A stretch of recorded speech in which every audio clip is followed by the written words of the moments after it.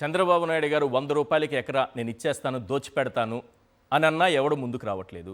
ఆ తర్వాత viability fund అదే గ్యాప్ ఫండింగ్ అని అది తీసుకొచ్చి మీకు 2 ఏళ్ల పాటు జీతభత్యాలు కూడా నేనే చెల్లిస్తానన్నారు. ఎవరు రావట్లే. ఆఖరికి ఒక్కరు వచ్చారని తెలియంది. ఆ ఒక్కరు కూడా మాకు సంబంధం లేదు, మా పేరు ఎలా వచ్చిందో మాకు తెలియదని కిమ్స్ సంస్థ ప్రకటన చేసింది. సార్, అసలు ఏం జరుగుతోంది ఈ పీపీపీ వెనక? ఎందుకు ఎవడు ముందుకు రావట్లేదు? ఇక్కడ కూడా మళ్ళీ జగన్మోహన్ రెడ్డి గారి మాటను ఒకసారి రీకలెక్ట్ చేసుకోండి sir. Just look at their models of ఆపరెండా.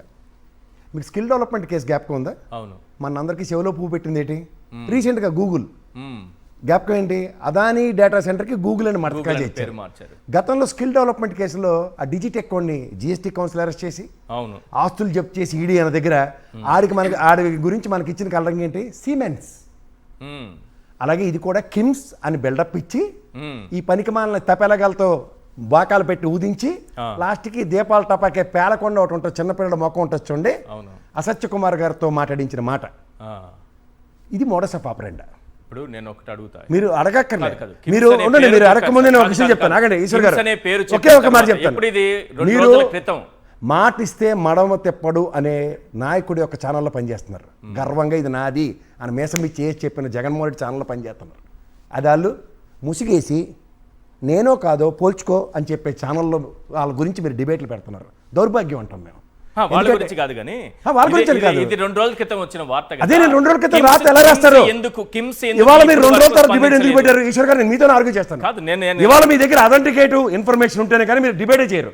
ఆ దగ్గర అథెంటికేటివ్ ఇన్ఫర్మేషన్తో సంబంధంలే. అవును, ఎద్దీనిందంటే దొరకట్టే.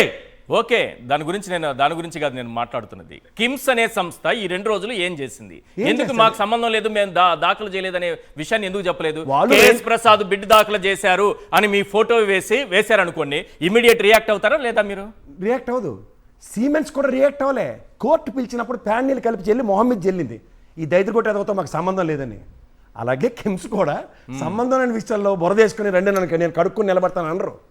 వీళ్ళు ఓవర్ యాక్షన్కి సమాధానం పత్రికా రూపంలోనూ సమాధానం ఎలా వచ్చిందో చూశారు కదా, వాళ్ళతోనే చెప్పించారు. వీళ్ళే ఏమన్నా వెనక నుండి మీరు బిడ్ బినామీలు డిజిటెక్ కూడా బినామీయే, పేరు బిల్డప్ సిమెన్స్. ఇందులో మర్మం తెలుసుకోండి సార్. ఓకే, ఇక్కడ మీకు ఆ మోడస్ ఆఫ్ ఆపరెండాన్ని కనుక మనం ఆద్యంతం గమనించుకోగలిగితే వీళ్ళ స్ట్రాటజీ. అందుకే చూడండి, మీకు ఒకటే మాట చెప్తాను. ఎవడైతే ఈ కాలేజీలో అన్యాక్రాంతం చేసుకోవడానికి బిడ్లు వేస్తారో 2 నెలలు పడుతుంది నాకు వాళ్ళ మీద తక్షణ చర్యలు తీసుకోవడానికి. ప్రభుత్వ ఆస్తి, ప్రభుత్వాన్ని సంపాదించిన గవర్నమెంట్ ల్యాండ్, ఎక్వైర్డ్ ల్యాండ్, ఇంట్లో ప్రభుత్వ డబ్బులతో కట్టిన కేంద్ర రాష్ట్ర ప్రభుత్వాల సమన్వయం అనండి, whatever name it as. వాళ్ళు ఎంత తెలివి తక్కువ వాళ్ళంటే సార్, మీకు జాగ్రత్త చెప్తాను. ఆయుష్మాన్ భారత్ దేశం మొత్తం మీద వాళ్ళు మోడస్ ఆఫ్ ఆపరెండా జాగ్రత్తగా గమనించారు. దేశం మొత్తం మీద ఆయుష్మాన్ భారత్ హాస్పిటల్ కట్టమంటే దాన్ని పీపీపీ విధానంతో కట్టడానికి యాక్సెప్ట్ చేశారు. మనకి డిస్ట్రిక్ట్ హెడ్ క్వార్టర్స్లో ప్రతి డిస్ట్రిక్ట్ హెడ్ క్వార్టర్స్లోనూ ఒక మెడికల్ హాస్పిటల్ ఉంటుంది. మీకు నాకు చిన్నప్పటి నుంచి తెలిసిన విషయం. ఇది దాంతో ముడిపెట్టి పీపీపీ విధానం అని మాట్లాడతారు. అందుకే తలా తోకలేని విధానం ఇది.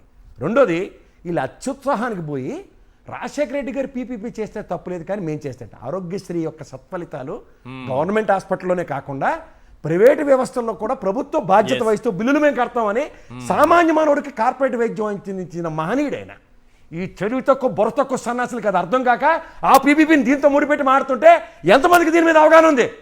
తలాతోకాలని సన్నాసి వేదాలందరూ కూర్చొని డిబేట్లు చేస్తూ పీపీపీ విధానం మీద ప్రభుత్వం ప్రాథమిక కర్తవ్యం విద్య, వైద్య, ఆరోగ్యం దీన్నే గాలికి వదిలేసి ప్రైవేట్కి ఇస్తామంటే ప్రభుత్వాలు కూడా ఇచ్చేయండి ప్రైవేట్కి.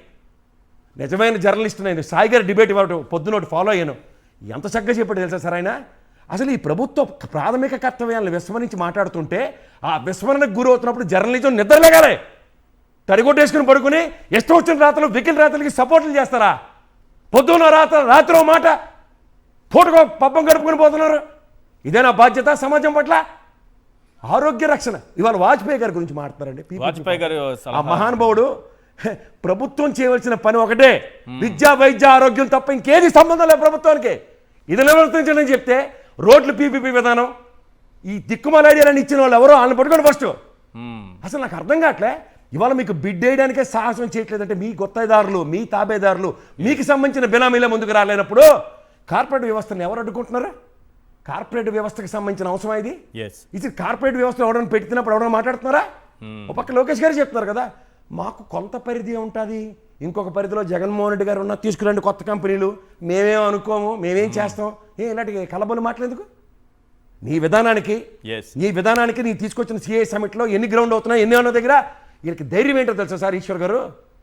ఆర్బీఐ నిన్న డేటా ఇచ్చింది. ఎప్పుడు ఈ ప్రభుత్వం వచ్చిన 2 సంవత్సరాలకి, అంటే 19 నుంచి 24 దాకా ఇండస్ట్రియలైజేషన్లో టాప్ 5లో ఉన్న ఆంధ్రప్రదేశ్, మన సౌత్ స్టేట్స్లో ఉన్న నెంబర్ 1. ఈ 2 సంవత్సరాలు ఆడిన అబద్ధాలు, ఇది ప్రజలకి ఈ మోడస్ ఆఫ్ ఆపరెండీలో ప్రజలను తీసుకెళ్లేది నేపథ్యం. ఆ తపేలా ఛానల్ కాడెత్తుకుని తిరుగుతుంటే వాస్తవాలు ఎప్పటికొస్తాయి? నిజం నిలకడ మీదే వస్తాయి. నిజం నిలకడ మీద తెలిసి లోపుగా ప్రపంచంలో జరగవలసిన విధ్వంసం ప్రజాస్వామ్యం ఇంకా భ్రష్టు పట్టిస్తున్నారు వీళ్ళు. ఈ విషయాల మీద మనం మాట్లాడి దమ్ము ధైర్యం మనకు లేదనుకుని వాళ్ళు ఇష్టం వచ్చిన అబద్ధాలతో మొత్తం ప్రపంచం అంతా తిప్పి తీసుకొస్తున్నారు. సాయి గారి గురించి మీరు మాట్లాడారు కాబట్టి ఒకసారి సాయి గారు ఇదే మెడికల్ కాలేజీల గురించి, వీళ్ళు తీసుకొస్తున్నటువంటి పీపీపీ విధానం గురించి నేను ఎందుకు ఒకటే చెప్తున్నానంటే, ఇది అందరి మనసులో ఉన్నదే, ప్రతి ఒక్కరి మనసులో ఇదే ఉంది, ప్రతి విశ్లేషకుడి మనసులో ఇదే ఉంది, ఈ రాష్ట్రం బాగు కోరుకునే వారి మనసులో ఇదే ఉంది. అది కేఎస్ ప్రసాద్ గారు కావచ్చు, లేకపోతే సాయి గారు కావచ్చు. ఈ చైనా బ్యాచ్ ఎప్పుడైతే వచ్చిందో అప్పటి నుంచే రాష్ట్రానికి దౌర్భాగ్యం పట్టింది సార్. చైనా బ్యాచ్ అంటే ఎవరు అనుకుంటారు? చైతన్య నారాయణ ఈ విద్యా ప్రమాణాలని, విద్యా వ్యవస్థని ప్రైవేటీకరించి మొత్తం చేసిన ఈ దాష్టికానికి ఆయన చెప్పినట్టు 10,000 16,000లోనూ మన గ్రాడ్యుయేషన్స్ ఏవి కాకుండా కంప్లీట్ అయ్యాయి మనకి. మీ ఆవేశం చూసిన తర్వాత నాకు ఎవరికైనా అంత ఆవేశం వస్తుందంటే దానికి చదువుకుంటే వస్తాయి సార్. జర్నలిజం విలువలు విశ్వాసం లేదని పరిరక్షించుకుంటూ వస్తాయి. కరెక్ట్.